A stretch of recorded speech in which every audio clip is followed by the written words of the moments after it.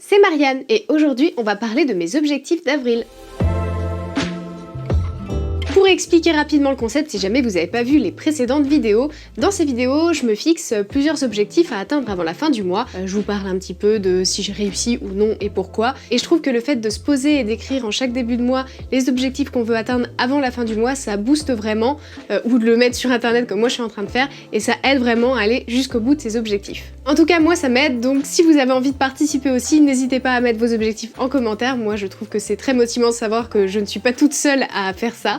Et c'est parti pour le premier objectif. Le premier objectif que je m'étais fixé, c'était de préparer la fiche produit de mon dessin du Japon. Alors ce que j'entends par préparer une fiche produit, c'est vraiment l'ensemble du processus de préparation, donc c'est-à-dire le fait de taper le texte, donc ça je l'ai fait, et le fait de prendre les photos, de les éditer, de retoucher un petit peu la colo, faire vraiment en sorte que la fiche produit soit prête à être publiée. Sauf qu'il y a eu pas mal de délais, alors j'ai contacté mon imprimeur de d'habitude qui imprime sur du papier recyclé et avec de l'encre végétale qui est vraiment géniale, ses impressions sont sublimes. Il y a eu pas mal de jours fériés au mois de mai, donc je pense que ça n'a pas aidé, mais les échanges ont été un petit peu lents entre le moment où je faisais une demande et le moment où j'envoyais les fichiers, le moment où j'avais une réponse et le moment où l'impression était lancée. Il s'est passé du temps et résultat, à la fin du mois d'avril, du coup, je n'avais pas encore reçu ces impressions, donc je n'ai pas pu prendre les photos et les retoucher comme je le voulais avant la fin du mois, mais pour compenser, j'ai fait autre chose, donc c'est bien aussi.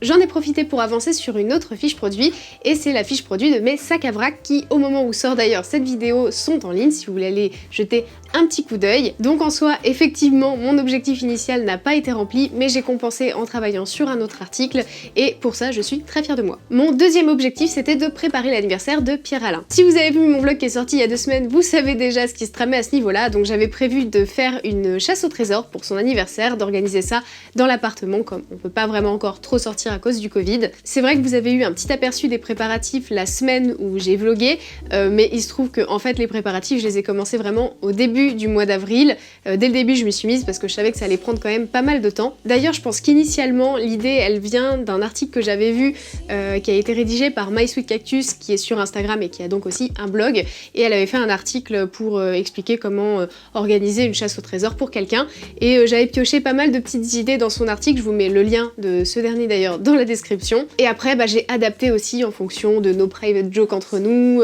de ce qu'on aime bien, de ce qu'on a dans l'appartement, etc. J'ai vraiment adapté ce concept par rapport à nous deux, et je trouve que c'est ça qui est sympa d'ailleurs dans le fait d'organiser une chasse au trésor à quelqu'un, c'est qu'on peut vraiment faire quelque chose de très personnalisé. Donc ça m'a vraiment pris un petit peu de temps tout au long du mois, que ce soit pour chercher les idées cadeaux, établir ne serait-ce que juste la chasse au trésor en elle-même, dans quel sens j'allais la faire, et puis évidemment chercher les idées cadeaux, aller les récupérer. J'ai commandé quand même pas mal de choses sur Vinted, mais en tout cas le jour J on s'est vraiment beaucoup amusé, autant Pierre-Alain que moi je crois, donc c'était vraiment une super chouette journée et ça valait grave le coup, donc voilà, je vous invite à faire de même pour un proche que vous aimez beaucoup. Il sera forcément très touché de l'attention et je trouve que c'est une super chouette idée. Mon troisième objectif, c'était de méditer 6 fois par semaine. Je sais qu'il y a 1 ou 2 semaines en avril où j'ai fait 5 au lieu de 6 jours, mais du coup je me rattrapais sur la semaine suivante où je me faisais du coup une semaine complète.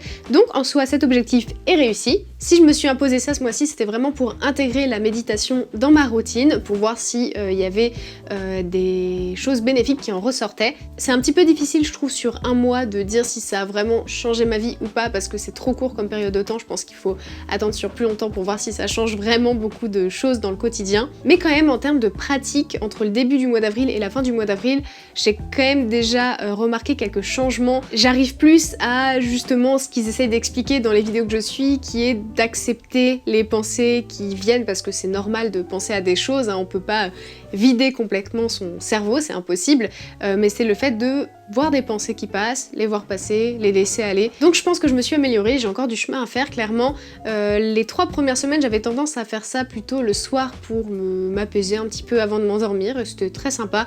Je faisais des séances qui allaient de 5 à 15 minutes, toujours avec l'application TSE que j'utilise aussi pour faire mon sport. Ils ont une catégorie de méditation et c'est assez progressif, donc c'est sur 2 semaines, et ça commence avec des séances il y a 3 séances de 5 minutes, après on passe à 10 et après on passe à 15.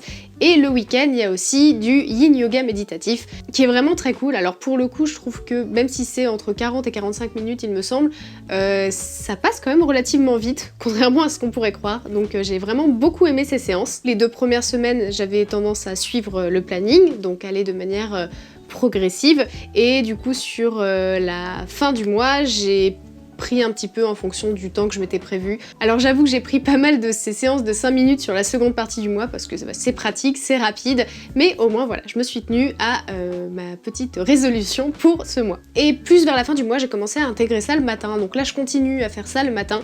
Je pense que ça dépend des humeurs très certainement. J'ai eu ma période soir, c'est un petit peu comme le sport, j'ai des périodes où j'aime bien faire ça le soir.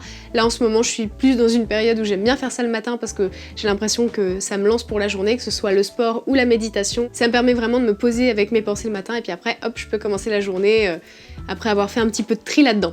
Et enfin, mon dernier objectif, c'était de faire des dimanches sans réseaux sociaux. Toujours dans cet objectif annuel de réduire mon temps passé sur les réseaux sociaux, j'ai décidé d'instaurer avec Pierre-Alain aussi, parce que je trouve que quand on fait ça à plusieurs, ça motive un peu plus, donc de faire des dimanches sans réseaux sociaux, où on coupait donc tout sur mon téléphone, enfin tout. Pas tout, justement. Mais on coupait les applications qui nous étaient le plus chronophages, on va dire. Donc pour ma part, c'était surtout principalement Instagram, et pour Pierre-Alain, c'était plutôt Reddit. Mais on avait quand même laissé les autres applications de communication, on va dire, donc genre Messenger, WhatsApp, etc. Alors j'ai noté mes ressentis à la fin de chaque journée pour ne pas oublier. Et du coup, le premier dimanche, c'était un dimanche de Pâques, donc du coup, on avait déjeuné chez ma belle famille, donc on était quand même pas mal occupés, on était avec des gens, donc ça nous a pas trop dérangé parce que, bah voilà, on était avec des personnes, donc on n'était pas sur nos téléphones. Personnellement, j'ai trouvé que j'avais gagné en productivité, je me suis levée plus vite, j'ai commencé plus rapidement ma morning routine parce que bah, du coup j'avais pas ce temps perdu à passer sur Instagram, à scroller comme ça indéfiniment. Sur la fin de journée, j'avais un petit peu de boulot sur mon ordi et j'avais ce réflexe de dès qu'il y avait un petit peu de temps d'attente, que ce soit un chargement, que ce soit, je sais pas, si j'exporte quelque chose par exemple, bah j'ai un petit temps d'attente devant l'ordi où il y a entre guillemets rien à faire alors qu'en vrai c'est pas si long que ça. Mais j'ai ce réflexe de prendre mon téléphone et d'aller sur Instagram. Et même si je savais qu'on était sur un dimanche sans réseaux sociaux, et ben je me surprenais à prendre mon téléphone, à ouvrir Instagram et puis avoir la petite notif qui disait bah non vous êtes en mode sans distraction, vous avez pas le droit. Et du coup je faisais ok, et ça mine de rien, je l'ai fait plusieurs fois, donc c'est vraiment maladif quoi, c'est ouf. Et j'ai noté que par réflexe, j'ai dû essayer d'ouvrir 10 fois en cumulé toutes les applications confondues. Le deuxième dimanche, bon, on a complètement zappé, du coup on l'a fait le lundi. Donc pareil, je suis sortie plus vite du lit parce que bah, j'ai pas le droit de traîner sur mon téléphone, donc je me suis levée plus rapidement. Alors en fait ça dépend des matins, là en ce moment je le fais pas trop, mais j'ai des périodes où je suis fatiguée, donc je vais rester comme ça sur mon téléphone, je vais regarder mes mails, je vais regarder Instagram. Je pense que je suis pas la seule à faire ça, rassurez-moi. Mais je sais que c'est pas très sain et j'essaie de pas le faire. Là en ce moment je le fais pas trop, donc c'est cool. Mais ça demande un petit peu d'autodiscipline et je sais que je l'ai pas tout le temps. Pour le troisième dimanche, j'avais un petit peu ce même ressenti, que je gagnais en productivité, que je me levais le plus vite le matin, donc je commençais plus vite à attaquer ma journée, que du coup je me sentais mieux globalement. Et j'ai juste noté que j'avais ouvert Instagram seulement 2 fois pour l'utiliser 5 minutes. En fait, quand tu ouvres l'application, il te dit bah vous êtes en mode sans distraction et tu peux quand même appuyer sur utiliser 5 minutes. Et donc ce jour-là, j'ai utilisé Instagram 2 fois. J'ai ouvert une fois pour faire un post pour ma boutique le matin et une story le midi sur mon Insta perso, mais que c'est tout. Après, je me suis pas laissée distraire, j'ai vraiment juste ouvert l'application, publié et fermé et remis le mode sans distraction. Et du coup le midi refait mon petit post machin, mais fermé, je me suis pas laissée distraire. Et le dernier dimanche, alors il faut savoir que après le dîner, il y a en général un petit moment de flottement, ça dépend qui a fait à manger, etc.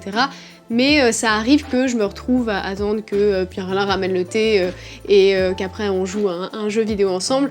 Et dans ces moments-là, bah, je reste dans le canapé et j'attends, et souvent ce temps, je le passe à, je vous donne en mille, scroller sur mon téléphone, sauf que là c'était un jour sans réseaux sociaux et j'avais quand même trouvé le moyen de traîner sur mon téléphone à scroller quelque part mais ailleurs parce que Instagram j'avais pas le droit, YouTube j'avais pas le droit, etc. Et je me suis retrouvée sur Cluster qui est une application qu'on utilise dans la famille. Alors oui, le mot est très drôle aujourd'hui, mais donc c'est une application où on peut partager des photos avec la famille, mettre des petits commentaires, etc. Et du coup je me suis retrouvée à scroller sur ces photos de famille parce que bah, ce geste me manquait, je sais pas, je pense que c'est comme ça que je l'interprète. Donc vraiment, c'est qu'il y a un problème. Voilà, maintenant que j'en ai doublement conscience, bah je sais ce qu'il me reste à faire. Et voilà pour mes objectifs du mois d'avril. Comme je l'ai dit en tout début de vidéo, n'hésitez pas à faire de même de votre côté, soit en commentaire si jamais vous êtes ok pour partager ça sur internet, sinon faites ça de votre côté sur un petit carnet parce que je trouve vraiment que ça booste et que ça aide à accomplir ces objectifs. N'hésitez pas, si ce contenu vous a plu, à mettre un petit pouce bleu. Je sais que je le demande pas assez en vidéo parce que je trouve que c'est pas très naturel. Ça prend 2 secondes, c'est gratuit et ça nous fait plaisir, donc n'hésitez pas à le faire si cette vidéo vous a plu. Si vous êtes abonné aussi, merci beaucoup, c'est vraiment trop cool et je vous dis à très vite pour une prochaine vidéo.